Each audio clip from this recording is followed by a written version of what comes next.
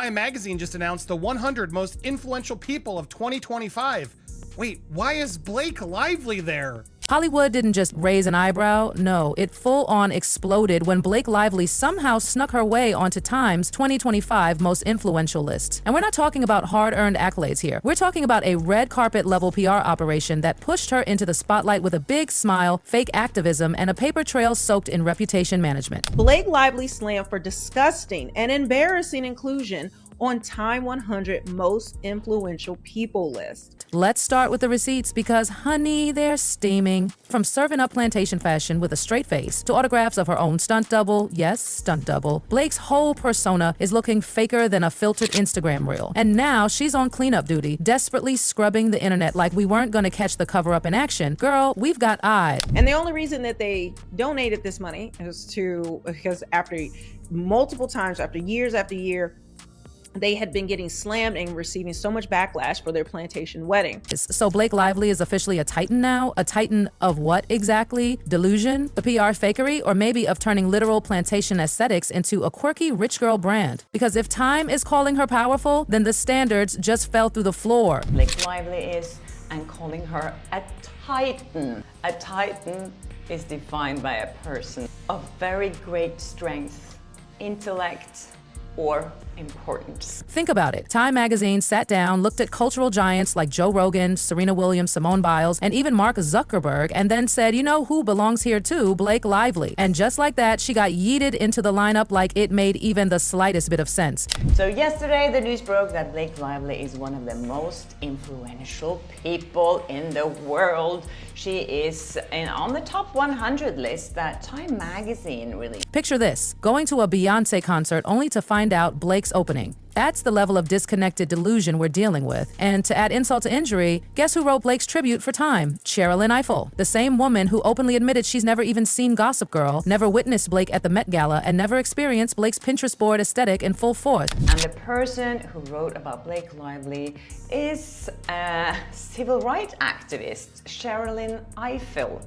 I had to look at her Instagram to see who she was and who she is, and a lot of other people have gone through her Instagram already. Yet somehow this woman is out here writing that Blake is a philanthropist, a civil rights leader.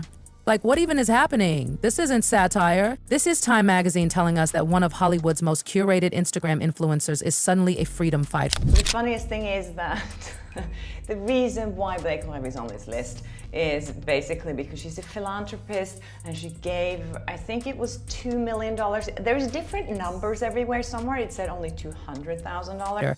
That's the actual tribute, not a skit, not parody, just a full-blown real-life entry into the most elite list on earth, written like it was ripped from an SNL sketch. But nope, this is 2025, where a few big donations and fake tears can crown you queen of civil justice. She said that she never watched Gossip Girl and she didn't watch her on the Met Gala.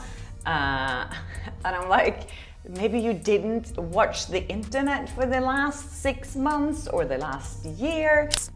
And let's not ignore what people immediately clocked. Blake's inclusion in Time's most influential Hall of Fame put her in the same category as Hitler, 1938, Stalin, 1939 and 1942, and Ayatollah Khomeini, 1979. Yes, that actually happened. Blake didn't raise a red flag. She joined a damn marching band. She was listed between Serena Williams and Simone Biles, and what they say about her is that she is a civil rights leader, which is so offensive. But let's dig deeper. Why was she really included on that list? Not for acting. Come on, even her own stands wouldn't argue that. Not for leading movements. Please, no. This all traces back to one thing, a fat donation. $2 million, 0 cents, from Blake and Ryan Reynolds to the NAACP Legal Defense Fund after the internet dragged them for filth over their controversial past. But her and Ryan apparently gave a bunch of money to NAACP's Legal Defense and Educational Fund. Because let's not play dumb. We remember. Oh, we remember. Back in 2012, Blake and Ryan got married at Boone Hall Plantation in South Carolina, a literal slave plantation. They celebrated love in a space that once held enslaved people in chains, but back then nobody blinked. Today, that's the kind of detail that burns careers to the ground. It's very clear what it is. The slave house, all of it. It's all very clear. Anybody who goes there, anybody who calls this place it's not like they hide it from you. You have to be pretty dumb to not understand what actually happened there. Then in 2018, Ryan tweets, "Wakanda forever," and the internet lost it. Like, didn't y'all get married on a plantation? That tweet was the trigger that set off a spiral. By 2020, the backlash had reached a boiling point. Ryan apologized, saying their wedding was impossible to reconcile. You think? He and Blake decided to get married at the Boone Plantation in South Carolina. That's where they got married. There's no slaves in that plantation right now, but you know, it was all about history, the braids. Were there ever slaves here? Did bad stuff happen here? How dare you get married here? And through all of this, Blake, dead silent. Radio silence is practically her signature move until her PR team says go and she's suddenly crying into a cashmere throw blanket for People exclusive. And people were outraged. And I'm not kidding. I'm showing you this headline from NBC News. It says, Ryan Reynolds and Blake Lively apologized for plantation wedding. Now, this is published in 2020. But when the backlash hit hard, guess what she and Ryan did? Flipped open the celebrity playbook to page 1. Throw money at the problem. That infamous $2 million since donation, it came 7 years after the wedding. That wasn't a moral awakening. That was textbook PR life support. She's here because she made a contribution of $200,000 to the NAACP legal defense fund, amid criticism for previously having their wedding on a former plantation. And the cherry on top, nobody even knows how much they donated. Reports bounce between $1 million, 0 cents, and $2 million, 0 cents. Time magazine ran with the higher number, probably to make it sound like Blake handed over a kidney along with the check. They have so much money, so giving away $2 million is like pocket money for them. It's nothing. But here's the question we're all asking. What did that donation actually fund? Because it was listed under general organizational support, which sounds noble, but really just means paying people's salaries. We'll probably never see again. And for her to be included is disgusting, but we know it's pay for play. People are researching how much it costs to actually be included in this. And one of those salaries, surprise, it went to Cherilyn Ifal. The same woman who wrote Blake's glowing timepiece reportedly earned over $700, 0 cents K a year. Her successor, still making nearly $500,000. And Blake gets compared to Simone Biles for that? What happened in 2019 was that Blake and Ryan were once again in desperate need of good PR. And I will say this time it wasn't their fault. Let's get real. That donation didn't come from sudden guilt. It came from strategy. In 2020, after George Floyd's death, the cultural tide changed. Instagram turned black for a day. Silence became violence. And celebrities who once coasted had to act. So Blake and Ryan wrote a check and filtered it through some moody lighting. It's honestly comedy at this point. I don't even think I'm offended anymore by anything that this degenerate does. But time didn't crown her back then. Oh no. They waited 6 whole years to slap a shiny medal on her in 2025. Nothing screams timely like digging up a PR stunt from the last decade and packaging it as current activism. This wasn't celebration, it was desperation. That seems unlike them. They would, keep donating money to make themselves worthy. This whole thing is just shocking to me.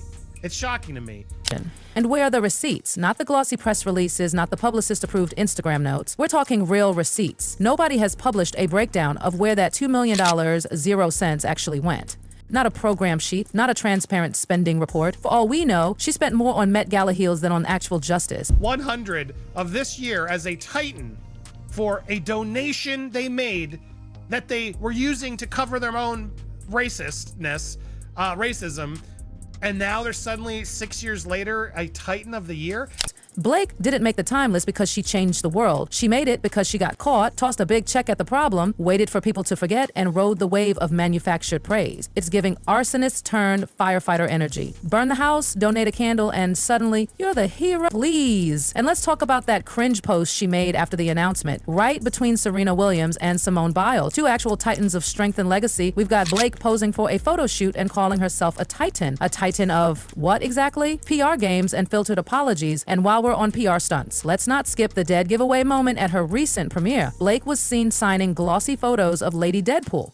Except that's not her. She's never worn that costume, never played the role. The photos, they were of her stunt double. Yet Blake was all smiles, signing them like she just stepped off set. Those weren't just fan collectibles. They looked freshly printed, factory-issued PR bait meant to boost resale and reel in sympathy clips on TikTok. This is the same woman who used to dodge fans like they were contagious. But now she's hugging strangers like it's prom night. The transformation was Oscar-worthy and completely fake. And then the Magnolia Pearl jeans. Y'all, Blake casually name-dropped the brand in an interview like it was just another boho boutique. Except Magnolia Pearl has an entire clothing line inspired by, wait for it, plantations, literal Confederate cosplay wrapped in patchwork denim and marketed as Southern charm. She wore it proudly like she was dressing for a Civil War reenactment picnic. Screenshots exploded across social media.